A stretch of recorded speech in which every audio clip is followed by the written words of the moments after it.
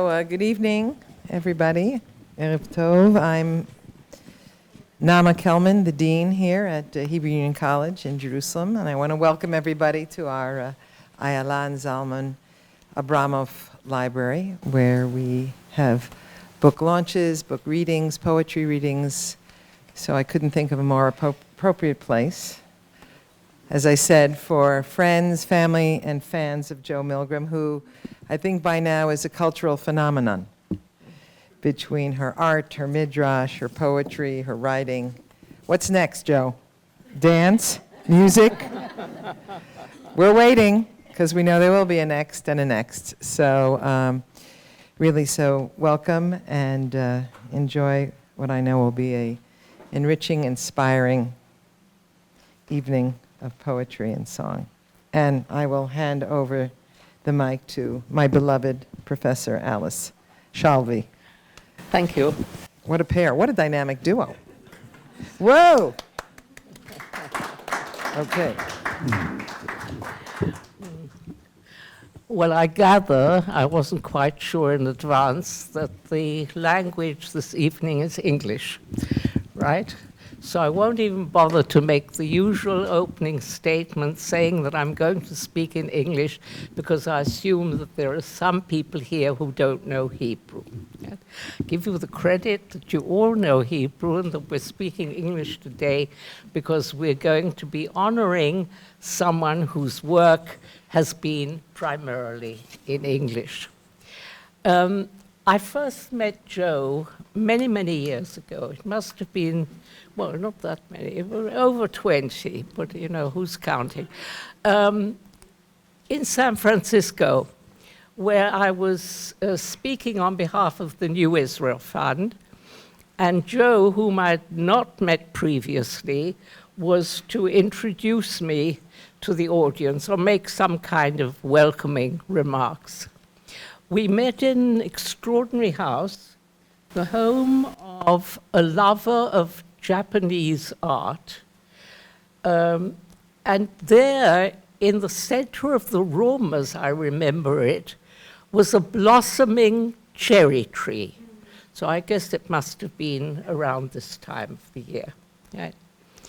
And before she started introducing me, Jo led us, or rather she taught us, the blessing over seeing the first blossoms, which is שלא חסר בעולמו כלום, וברא בו בריאות טובות ואילנות טובות ליהנות בהם בני אדם.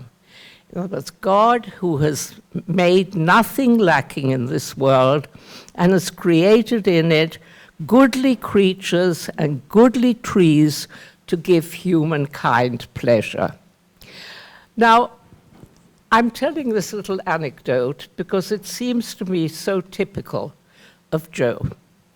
Jo has this extraordinary ability to bring Judaism and practicing Judaism and the philosophy of Judaism and the feeling of Judaism and the experience of Judaism into everything she does, even though it may at first seem a most secular activity. But when you look more closely, you will see that she has this ability to lahagdi l'kadesh, to sanctify, which is so typical of Judaism because even the most trivial, ordinary, everyday acts we perform have an appropriate blessing. And by making that blessing, we precisely transform the ordinary into the holy, into the blessed, right? In everything. And that, I think, is something that is typical. I hope she agrees with me. But anyway, as we all know, critics sometimes see things in the creator's work which the creator was not aware of and might not consciously, usually not consciously, have put into the work, right? It's the workings of the subconscious, of the imagination, which are here. And some time ago, Joe produced at a meeting which we have on the 2 equinoxes of the year, the solstices rather, a group of friends, each of us a creator in some way or another, or would-be creator. Joe introduced us to a beautiful 18th century Hasidic saying, and I quote, "Just as the hand held before the eye can hide the tallest mountain, so the routine of everyday life can keep us from seeing the vast and the secret wonders that fill this world." Right? The hand before the eye, right? Blotting out the highest mountain. And I think it is Joe's capacity, right, to see everything, not to hold the hand before the eye, to block what is more than human, what is divine, what is beautiful, that makes her actually, in my mind, a magician, a transformer. I won't say a witch, though we all know there are good witches. No, I would prefer to call her a magician. She transforms the everyday, the cast-offs, into art. She goes around collecting odds and ends that other people have discarded because she sees in them the capacity to create something new. Right? And Joe's art is, on the one hand, serious, but it's also playful. It's full of wit, spirit, right? Humor, right? Visual puns, as those of you who know her midrash will remember, right? A humor that very often belies the essential seriousness of her message or vision, right? And these same qualities of transformation, of wit, appear also in those of her writings, which I already know, right? Whether they're prose or whether they're verse, whether they're her letters to her family, or whether it's the poetry that she's going to read to us, or talk about and read to us today, right? Some time ago, I think it must be already close to 2 years or so, Hebrew Union College hosted a fascinating evening about art as midrash, presenting both an exhibition of the marvelous Torah mantles, which she transformed into midrashic works, right? But also hosting at the same time an incredible symposium discussing this ability to transform one thing into another. In that case, the question was, can we take something which originally had sanctity and turn it into a work of art, which seems to be secular, right? Today, I think what we're going to experience is how, again, Joe takes the everyday and transforms it into something that transcends the everyday and that verges on what is sacred. So, Joe, up to you now.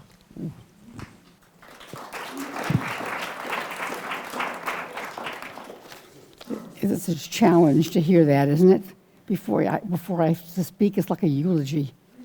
So, well, it's always good to hear the eulogy before one dies. Beforehand. Right?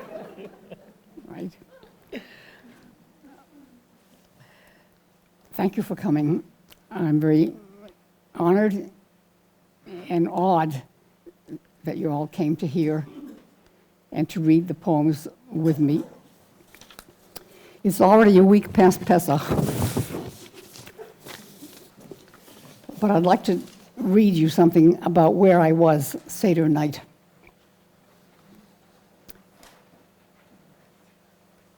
Seder night with the Jahalim. I'm 88. I married before my 20th birthday. For the 62 years of my marriage, I was the Seder maker, adhering to the halachic trivia, which puts the observant Jewish woman back into the slavery of Egypt in order to experience, ironically, a freedom from slavery. There was a countdown of tasks, you all know this, to do, beginning weeks before Pesach, requiring the radical turnover in the kitchen from the leavened reality to the unleavened spiritual state. The replacement of dishes, cutlery, pots, the planning of the Seder feast for many guests, and all its myriad details. This is accompanied by growing anxiety and exhaustion as the great day approaches. More than any other factor, this exaggerated ritual has created the kosher resort industry, which invites the family that can afford it to leave the old leavened kitchen and flee to freedom before the mother's nervous collapse. This is so much a part of my DNA that even though I no longer subscribe to this ritual, my body tenses up, chomping at the bit when the month of Nisan rolls around. So how was this night different from all other nights? Initiated by my son Jeremy, for years actively concerned with human rights and especially with the welfare of the deprived Jahalin Bedouin, we brought refreshments and a mini text and went to the Jahalin encampment. We were 4, Jeremy and I, his daughter, my granddaughter Mayan, and Azezet, a sister in the Kamboni Catholic order, whose work includes assisting this community and who speaks Arabic. On the 15th of the lunar month, the sun sets as the moon simultaneously rises, providing the maximum light for centuries of celebrants, if the sky is clear. The Jahalin live near Ma'ale Adumim, on the way down to the Dead Sea. Barren hills accompanied our descent. The little green of spring is gone. Unfriendly Israel provides no easy highway access. You have to pass their village by kilometers, then U-turn and gingerly descend down an unpaved opening. They live in lean-tos made of scrap lumber, metal, and rags, vulnerable to all the treacheries of weather.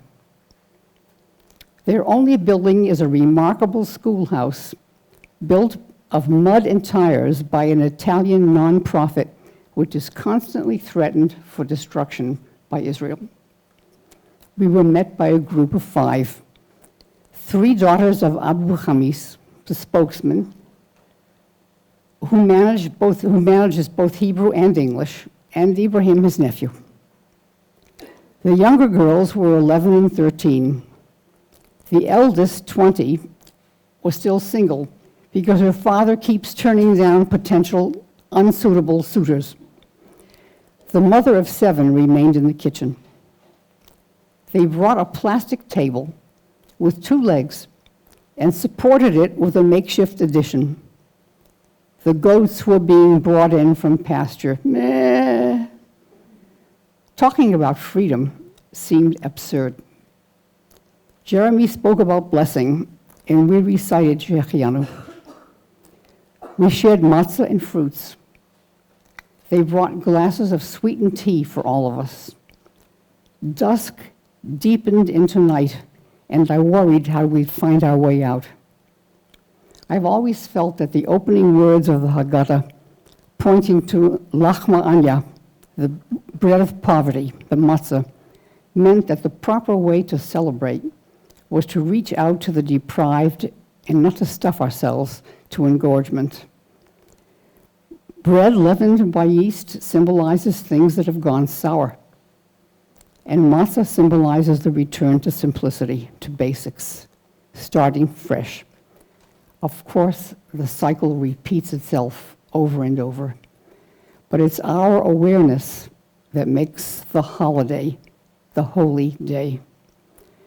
There is something we are not doing right. I was beyond grateful to have been there last Monday night. Now you have this Xerox, this weird-looking Xerox. On one side is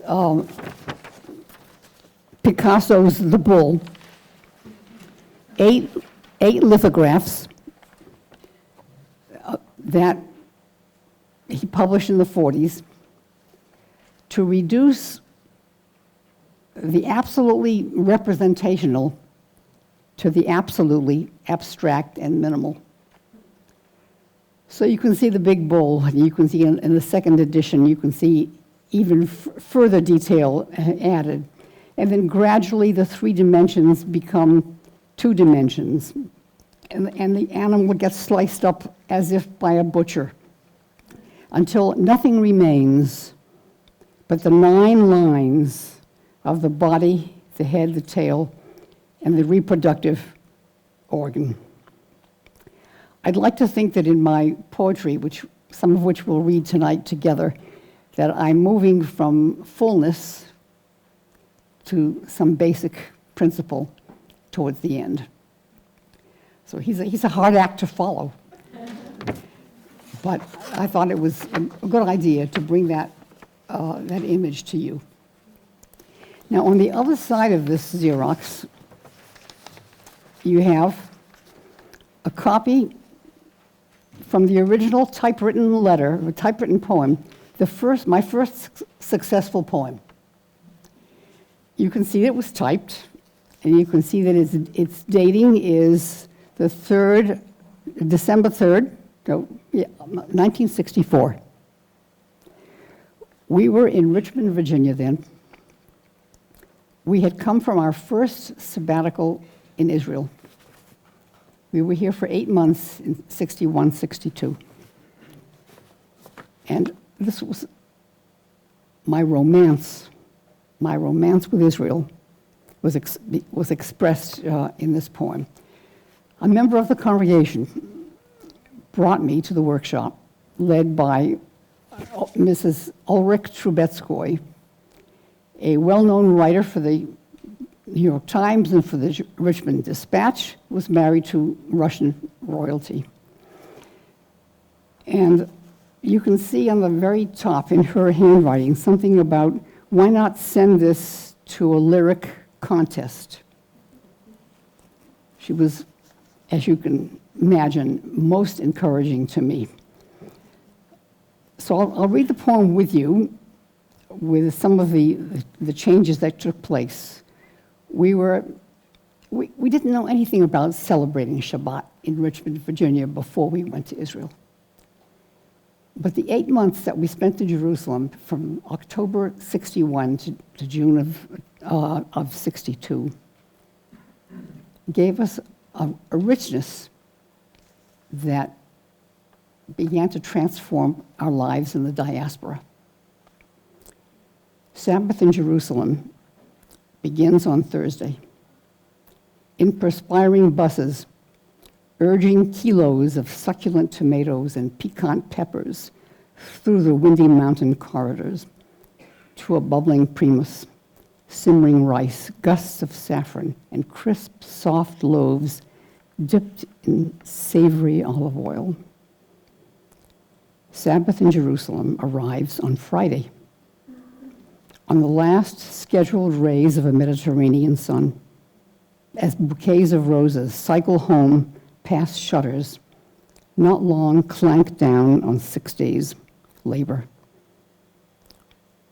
Sabbath in Jerusalem is Saturday's bride, whose restoring love silences the nervous machinery of space, and with her lover sanctifies the brimming cup of time. You can feel the romance of that, and you can see where she made corrections at one point saying, "Can you find a more evocative word?" Rather than wholesome love, was restoring love. I'm hoping, by the way, that you're not going to sit there quiet and respectful, that you will engage me in dialogue with the readings of the poems. You'll ask me questions, question my thinking, but if you're quiet, I'll be dashed.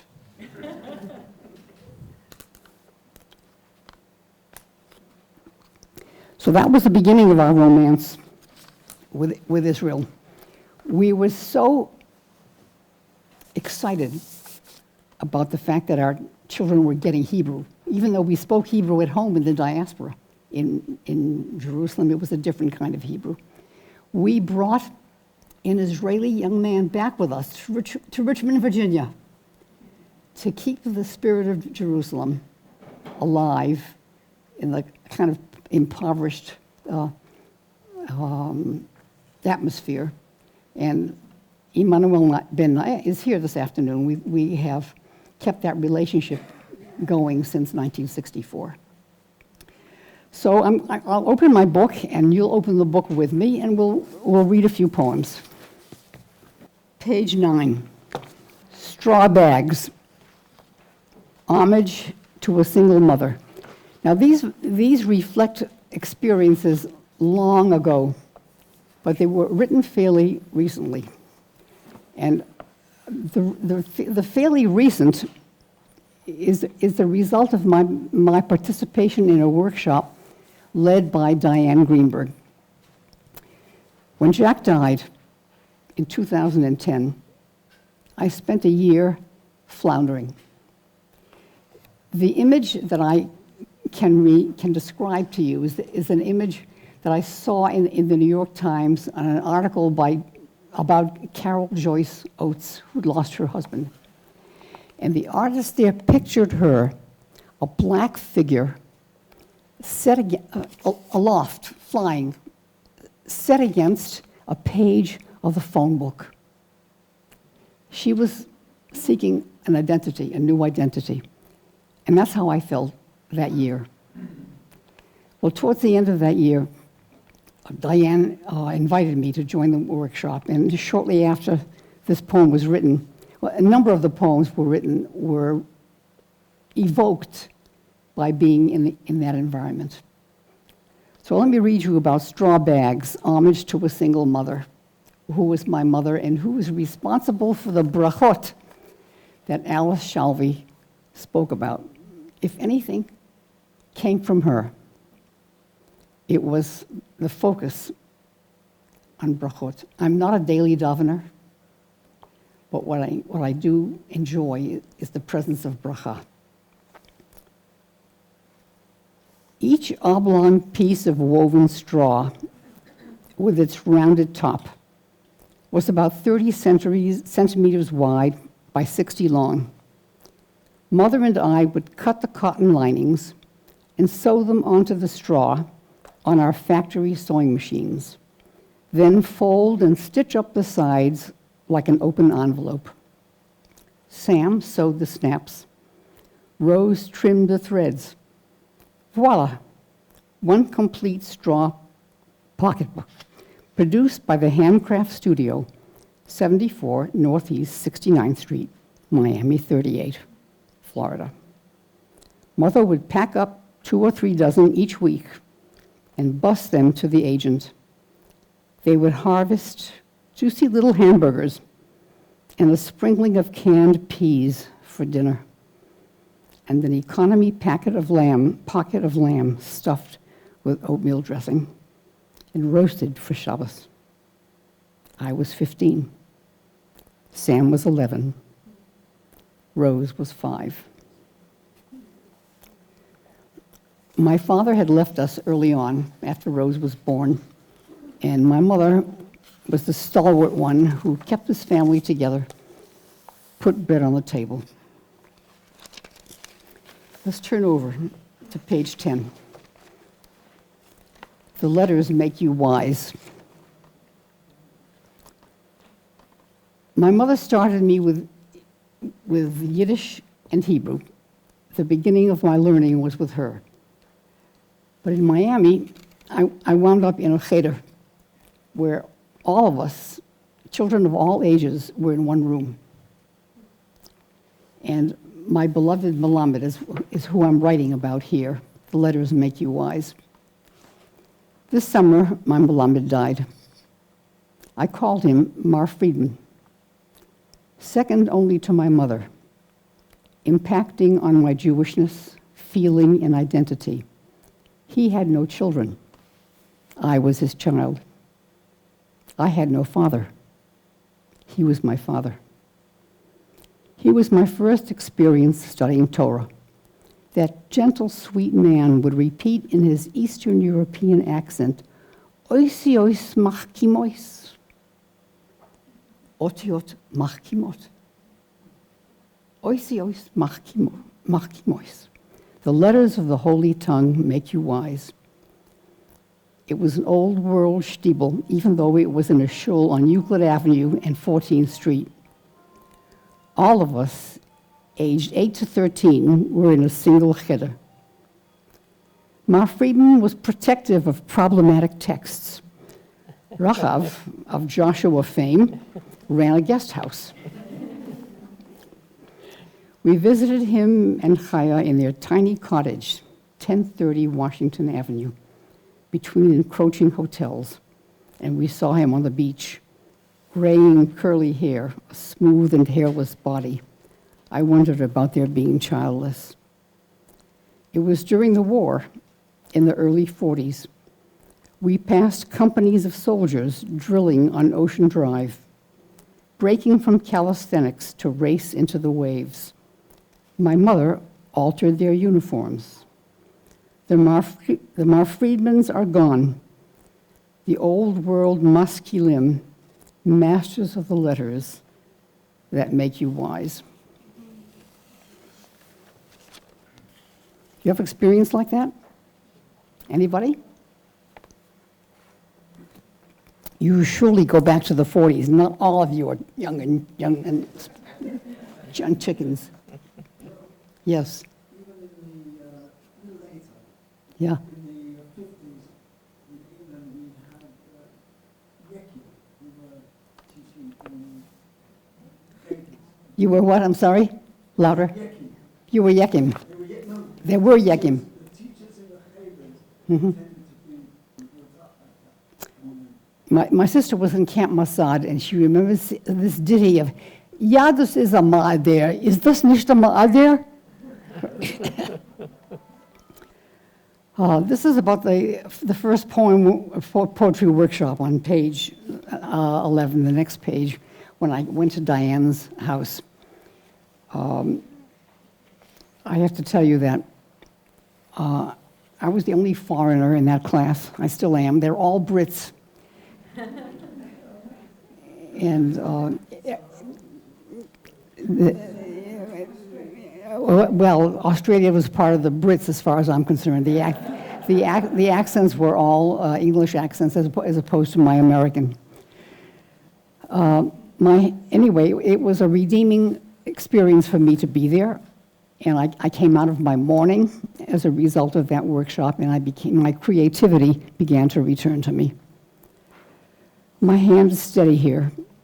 My writing is clear and calm. Whatever agitation I came with has fled. Brits are all around me. Books, music, art, mottled light from the garden into a shaded living room. A flowery carpet covers Israeli tiles. A Western feeling, not Levantine. Suddenly, it is 50 years ago, and I am taking piano lessons in Richmond, Virginia. I leave my rabbinic household, the flurry of a congregational community, and enter the manicured estate of Christian missionaries to China. Florence would be arranging flowers. Her husband, Charlie, was upstairs, probably hungover. When we parted, Florence said to me, "Joe, I'm so glad I got to know you. You made me think better of the Jews."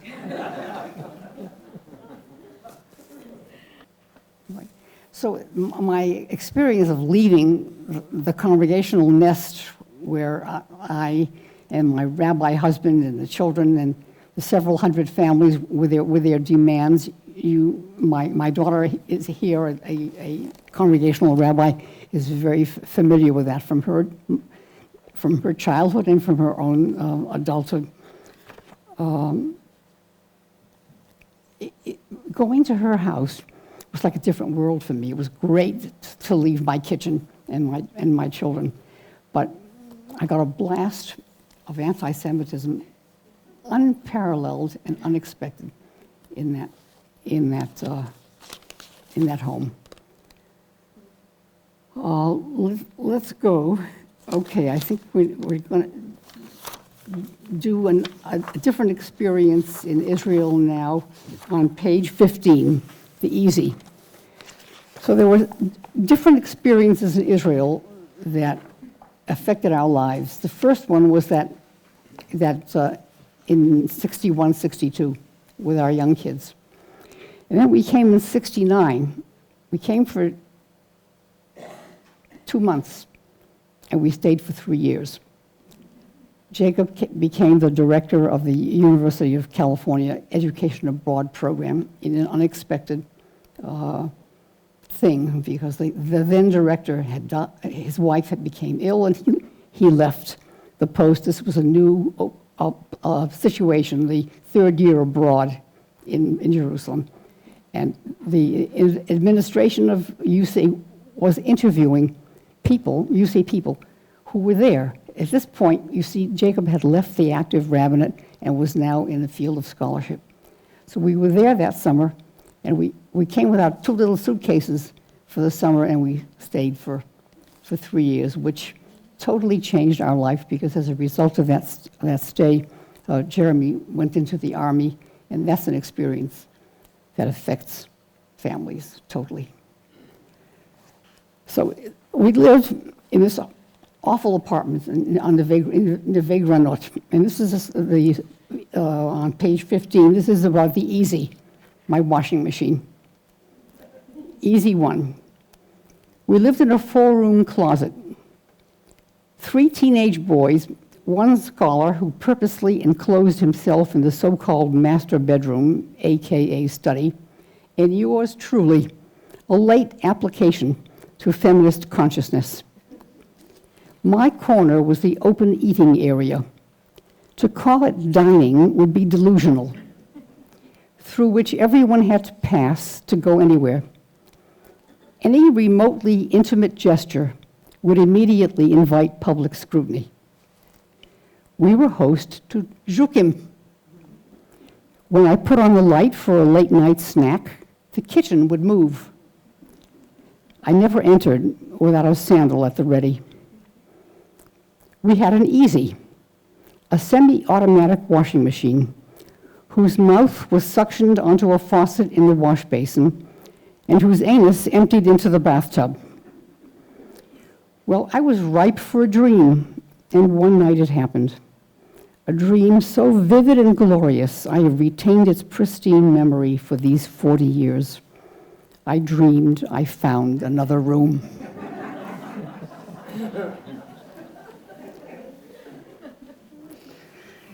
Easy 2, Jerusalem, 1970.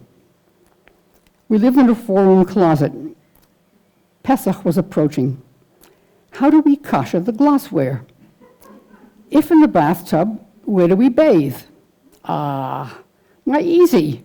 Laundry can wait 3 days. Load the dishes into the cavity of the semi-automatic antiquity. Attach the nozzle to the sink faucet to fill it. Set the drain pipe in the bathtub to empty it. So I filled it, proud of my creative obedience to halakhic requirements. But the machine was not in neutral. The paddles gave one swift turn before I could pull the plug. The repairman didn't know the word halakha, and I didn't know the meaning of easy. Thank you.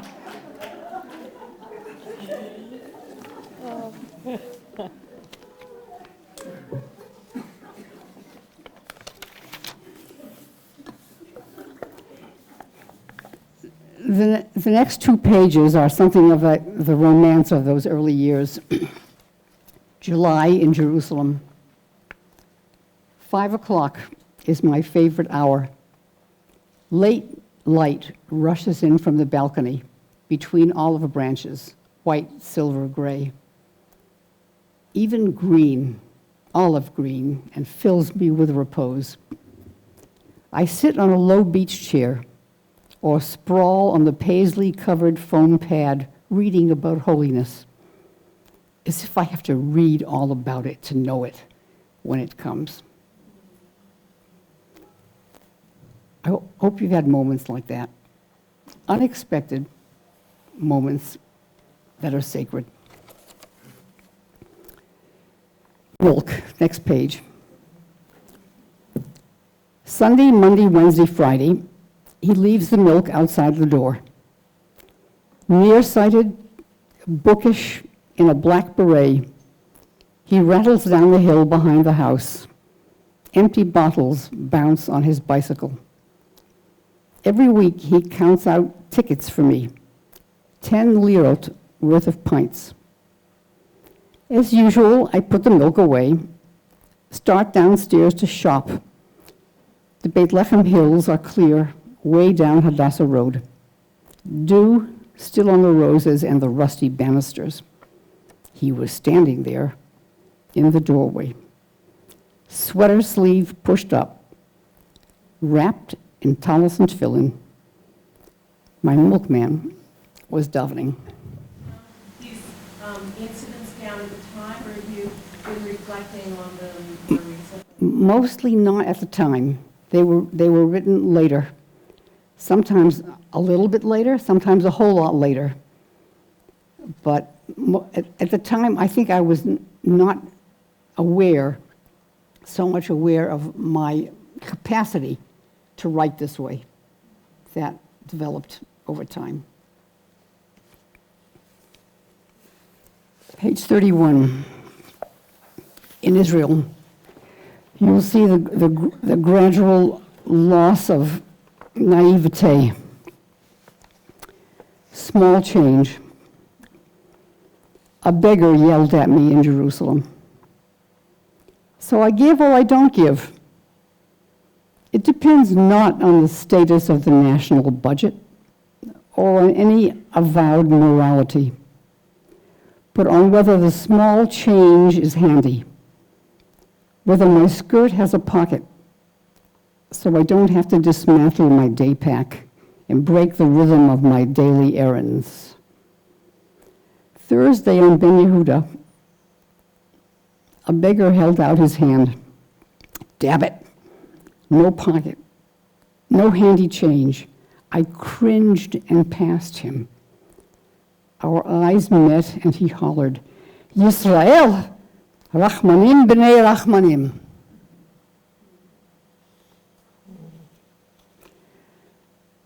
I am diminished every day I pass the homeless, also in Berkeley and in New York. How do I pay for the gift of Rachmanim b'nei Rachmanim? Jews, compassionate ones, children of compassionate ones.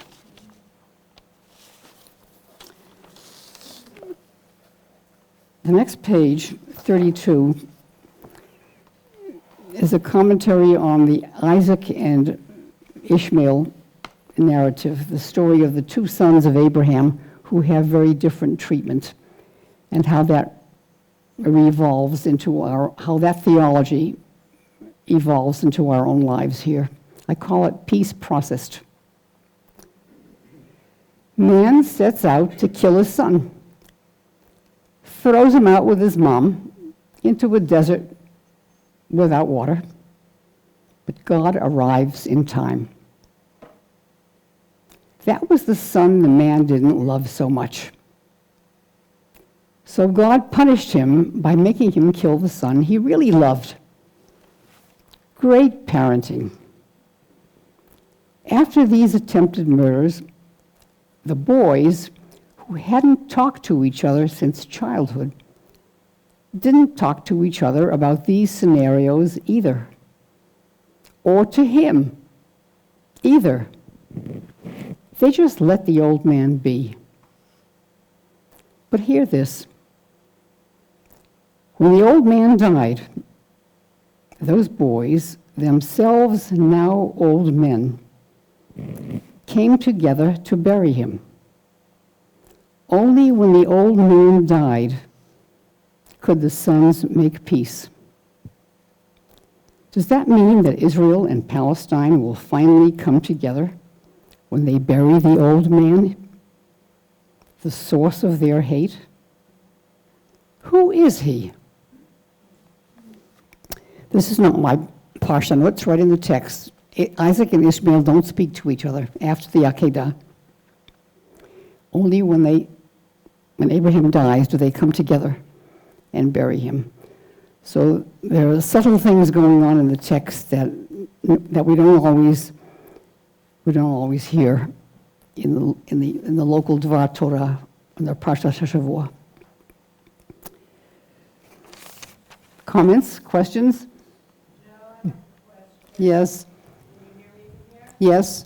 In the comparison between the writing of your poetry to the creating of your three-dimensional midrashic art, what would you say is the relationship and the interaction between? Is there a relationship between the word and the image?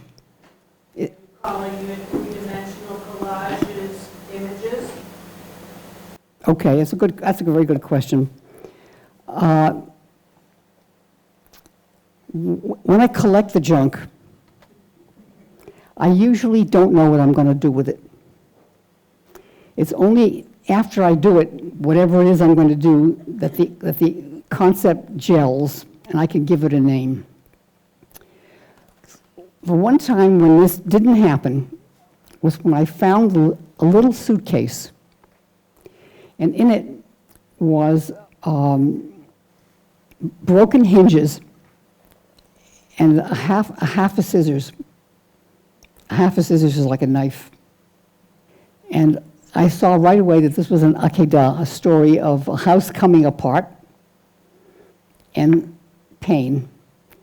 And so what came out of that was an Akedah in which the broken scissors became the knife in Sarah's cleavage. There's not always a relationship between the word and the... the only thing that I can tell you is that the words usually come after the creation. They seem to be separate things. Let's look at page 36. We're very fortunate. We live in this great house across the street from the Larome Hotel. And at the time that we acquired it, I found myself struggling between get more, and give it up, let it go. The tension between acquiring things and letting things go. I remember my first night here on a foam mattress in a castle of antique floor tiles, broken plaster, naked bulbs, and greasy cobwebs dangling 12 feet high, deep in stone. No matter how I swept and sponged, my bare feet, though relishing the coolness, blackened in seconds with millennial schmutz. But I was light and empty, innocent of things and free. When I hungered, I would cross the street to the hotel lobby, settle into real upholstery, and look at fashionable women. All that was then. Late last night, I cursed the blessing of things, ruthlessly clearing shelves, straining at suitcase zippers, panicked at the hour and the clutter. But mostly I was bewildered by my craziness, letting go and holding on. And in the morning, once again, in the gentle light and shade out front, I noticed how I opened my iron gate and sat on my stone wall and my hands smelt the lavender bush. Finally, I saw myself, the pattern of my roots, in Cain, of all noble precedent, whose name means getting things, and iron, and Abel, vanity, a short-lived breath. They made the bargain all too clear that I and all the rest am in their image, getting more and holding on, but briefly, vainly as a breath. So I understood Cain and Abel in a different way. They're the archetype of humanity. Cain is the one who gets, he's strong, acquires things. And Abel, Havel, is just a breath. He doesn't last. But that's both sides of us. We grasp, and we can't hold on to it. So I saw myself in that house, in the cobwebs and in the schmutz, in that image. Now, I see that it's 6 o'clock, and I don't know how long that I'm going to last or you're going to last, how much more I should read. But, well, let's take one with a little humor. How about page 113? Should we say seeing is believing or believing is seeing? This poem says, well, first of all, I should tell you about the cartoon I have on the refrigerator. Many New Yorker cartoons for those of you who have been at the house. These people are coming out of church and shaking the minister's hands. And the guy says to the minister, you either have to believe it to see it? Do I have to believe it to see it? Believing is seeing, says the poem, so as not to stray after his heart and after his eyes. The pious Chosid, upon entering the bus, takes off his glasses so as not to see the women. A voice from heaven speaks to him. If you keep your glasses on, you'll see the difference between a woman and a telephone pole. If you take them off, they will all be women.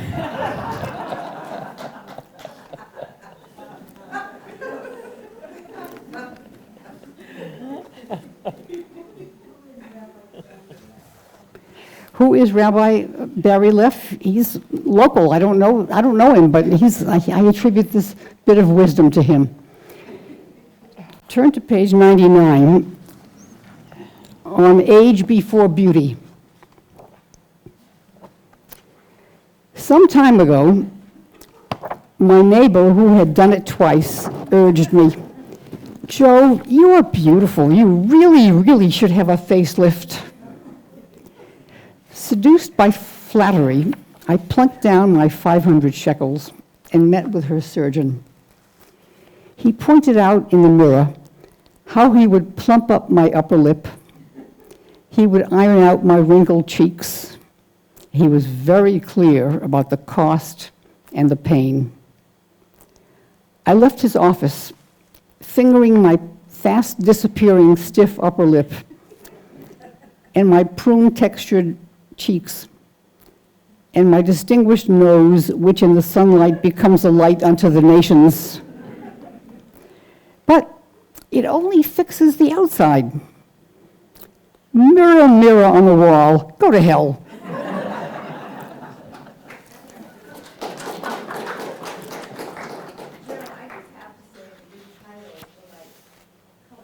But you know, I have big trouble with the titles. I can't find the poem. Or I have the poem, I don't remember how I entitled it. So I think I want to leave you with a couple more, or just a few more. Look at page 92. This is about my telephone book. And maybe you have a telephone book like this too that goes back 50 years. Frayed pages. My phone book is a mess. Frayed, faded, pages floating away from the ring binding. Toss it! No! It's so old, the number columns squeezes room for 6 digits, really built for 5. As for 10, well, copy the names into a new book, then toss it. No! There are friends there who have died. Some are penciled in Jack's tight hand, surfacing unexpected. Toss it. No, toss it. So easily. Much younger, I tossed the Richmond book, together with its still earlier fragments, with some yellowed recipes. Still young, I tossed the Berkeley book. I can't make that mistake in Jerusalem. Did you really do that? Did I really what? Did you really throw it? No, I couldn't toss. Oh, I did toss. And now I've lived to regret it. Come to my house. You have ones that you haven't tossed?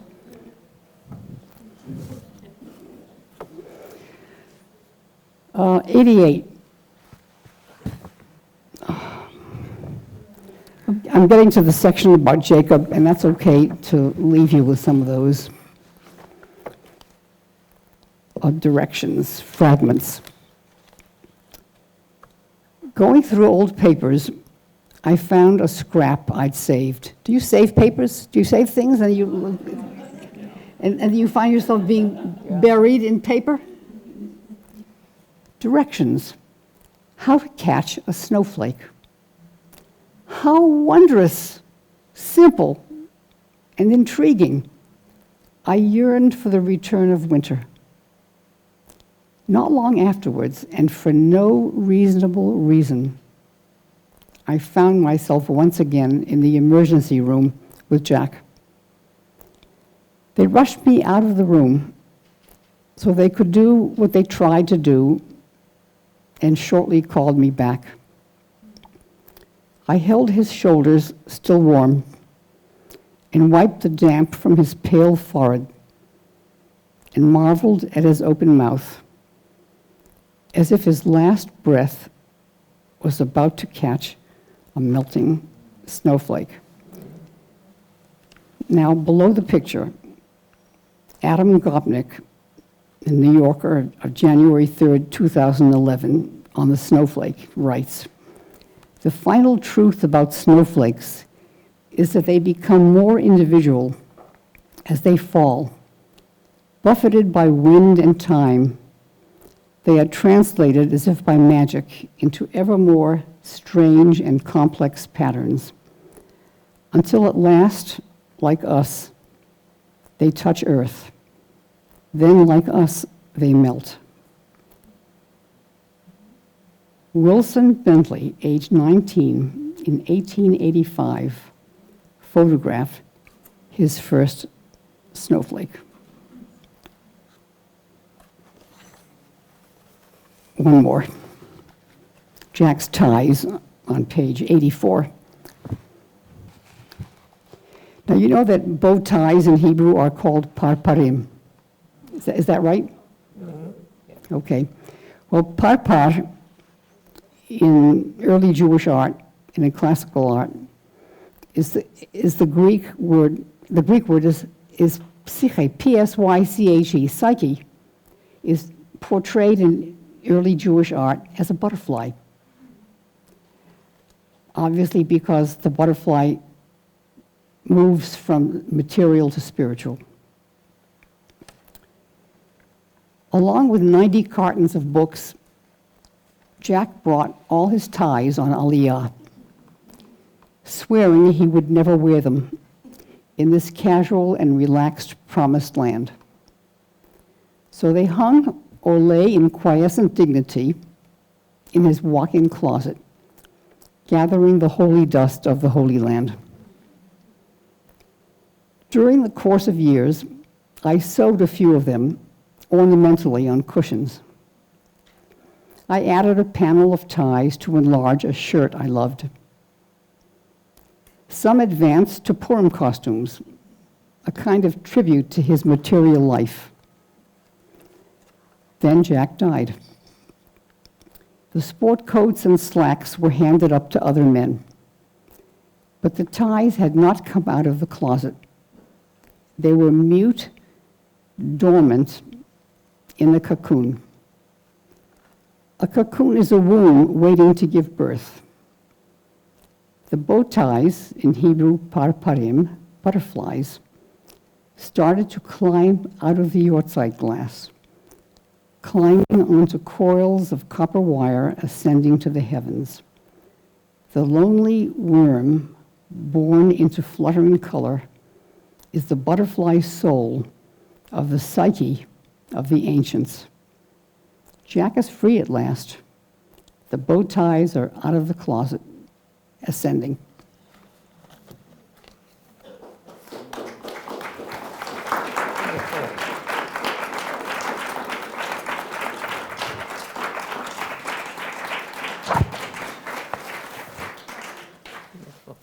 Thank you. I don't know whether we should leave it with that. I think that is the most remarkable ending to an extraordinary reading. But I feel that might be against the rules. Do you want to take some questions? Do you want to take comments? Or will you leave us with that elegiac ending? If you'd like to talk, I'd love to hear. See, I told her not to be polite and well-behaved. Yeah. Hill? Just speak up. I felt getting whumped by the messages you were giving to us when you talked about going to the Jahalim and what we should be aware of. And then the part of me that I think cried together with you was when you talked about your milkman. That was so powerful. There he was in the alleyway, and we all start wondering, what's he doing? What's he going to do? And there he is davening. And I'm going to take them both with me, both messages. That was from your romance with Israel. It's still powerful today. Thank you. Thank you. The romance was lovely when it lasted, but things got sour. I have to admit that. I'm still here. Right, I'm still here, living in the dilemma of things that got sour and could be refreshed.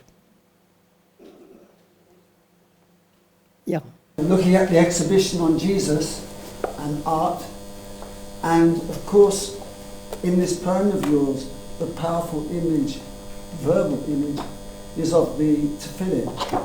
And in Chagall's picture, there is the image of the Christ on the cross with the tefillin on. So there are parallels, and they both evoke very powerful feelings. Parallels and irony, yes, certainly. I was there at that museum, at that exhibit the other day, and so aware of particularly the relationship of the Akedah to the crucifixion. All right. Yes, Toby.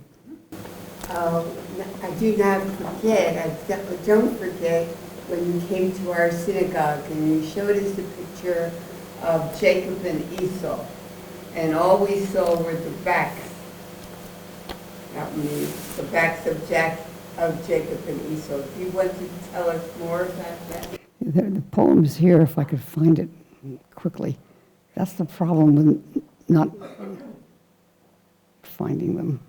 Okay, page 47, found it. Okay. On the total portion of Vayishlach, Jacob and Esau are embracing in a woodcut by Jacob Steinhardt. Look carefully. You can't tell who was Jacob, who was Esau. How great is that? Who cares? It was a real hug in 1950. Is an encore possible in our lifetime? How about one more on Havdalah? This really should be the last. I did 2 poems on Havdalah on page 63 and 64. 63. Wine blessed and sipped, sweet spices inhaled. But what curious act is this, fingernails against the candlelight, with praises to him who creates the fiery lights? Does God also sanctify the other 6 days? The work my hands begin once more that ceased the day before, when rest was sanctified but not restlessness, that hovers over Sabbath peace and insolent dare. Blessed all you like, blessed breathless. See if you can keep the agitated shimmer of your fingernails quiet. Place your labors on a platter to warm without cooking, your mind to simmer softly on the holy writ, till time darkness for the wine and spices, and the lightning of the restless fiery wicks. Turn the page over, and you'll see something entirely different. I don't have the original, but this picture, this etching or drawing by the Basque artist Chillida, Eduardo Chillida. I have the print of that, and I'm looking at it and saying, does Chillida know what that gesture is about? The gesture looks like the gesture we make when we do Havdalah over the last bracha. I have no idea what his background is. Basque, was he Marrano? But this is what he wrote. He often drew his own hands. He wrote, "The hand springs out of the body. The hand is where the human body and space meet. Slightly opening the hand unfastens a piece of space around it. And when the fingers close again, slowly, the being of this piece of space changes, hidden within the fist. Space is the nucleus. It gives life and volume from the inside." I set the framed print of Chillida's cupped hands next to my Havdalah things.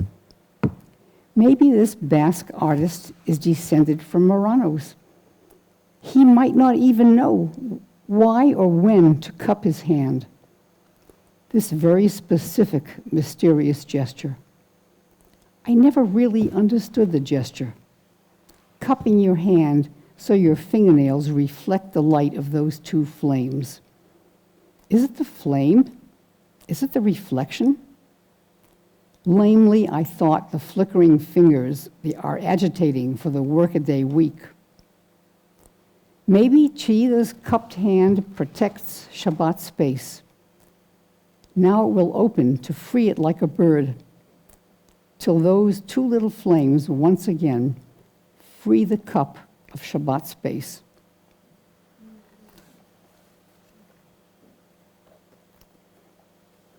So I have no idea about the context, no idea about the man and his life, but the gesture spoke to me. So you can apply it.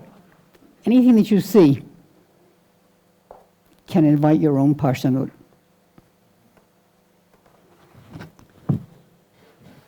Thank you again. Yeah. Thank you.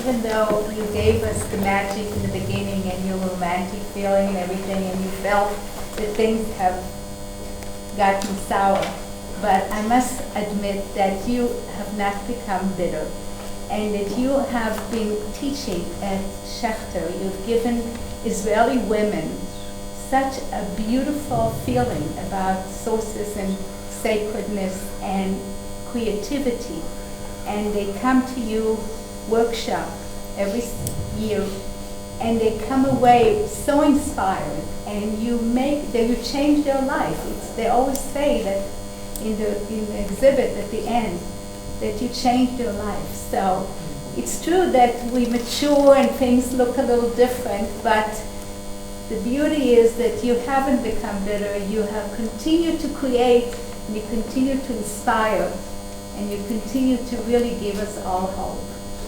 So thank you. Thank you, Shula. Thank you so much.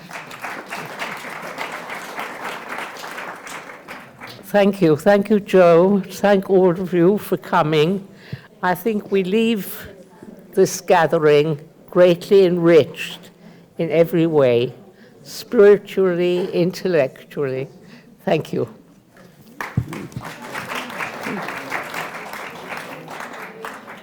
Great. Great.